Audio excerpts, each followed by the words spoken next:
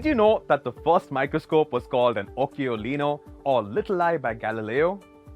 Later, English scientist Robert Hooke used the compound microscope to study the structure of snowflakes, fleas, lice and plants.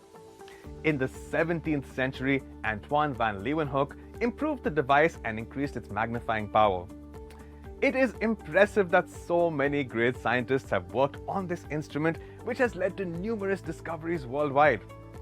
Now, let's try to understand the basic concepts of the compound microscope, which has provided multiple benefits to humanity. With the help of a compound microscope, we can see microscopic organisms which cannot be seen with our naked eyes.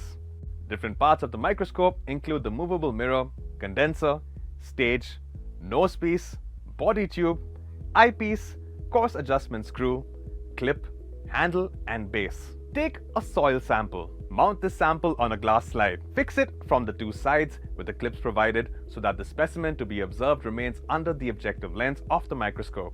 With the help of the coarse adjustment screw, and focus the specimen so that it can be observed clearly.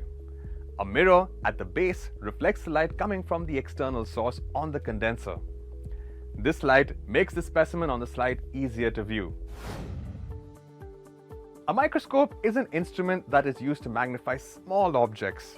Different parts of the microscope include the movable mirror, condenser, stage, nosepiece and body tube, eyepiece, the coarse adjustment screw, clip, handle and the base. Soil samples can be mounted on the glass slide and observed under the objective lens of the microscope. With the help of coarse adjustment knob, the specimen can be observed clearly. Condenser is used to collect and focus the light from the illuminator onto the specimen. The light is designed to transmit light through a translucent object for viewing. Now that we have understood the parts of the microscope and the importance of microscopes, let's take a look at how cells appear under a microscope and learn about the different organelles within them. You can find more information on this topic in our video library, which will help broaden your knowledge of microscopes and cells.